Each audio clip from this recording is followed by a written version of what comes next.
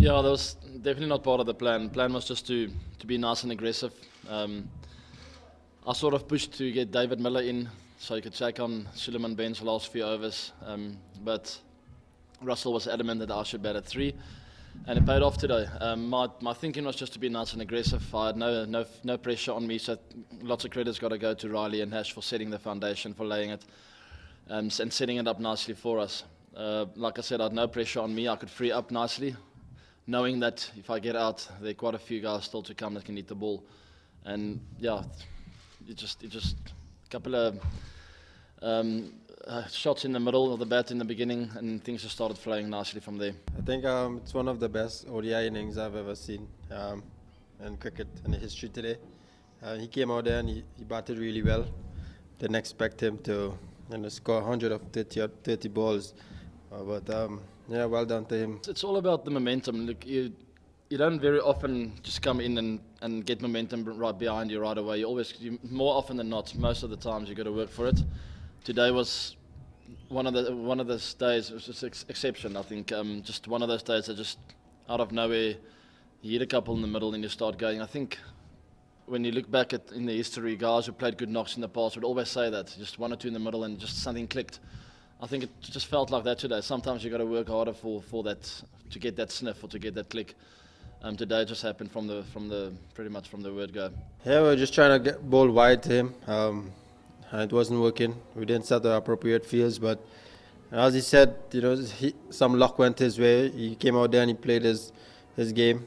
The score was 200 or 300 odd, and he just kept going and going, and it came out for him. Yeah, it's a fantastic knock. No one's ever doubted his talent and his ability to win games. I still think there's much more to come, and the best is yet to come with him. I think we have not seen the best yet. I think it was, even today, 70% of what Riley Rousseau really can play like. But very chuffed for him, having worked through that first period where he didn't time it so well, and to get through that and score 100 means a lot for a player. When the opening partnership had that big stand, we were thinking 340, 350 around there in this ground because it's small and we could chase down that. But then when it got to that, we were saying if we get the 300 plus, it can do our confidence some good going into the next game. Because we didn't get the start that we wanted. We lost Chris quite early, and we kept losing wickets coming down there. Just maybe one or two partnerships, not mammoth partnerships, but small partnerships that had us there and thereabouts. I do think that the wicket played a little bit better in the first innings, and you got to give credit to the West Indies the way they played. They went for the win. Didn't work for them today, but I thought the wicket got harder. So it wasn't a bad toss to lose at the end of the day. I was also going to bowl first, so you can't take anything away from Jason and his decision to bowl first.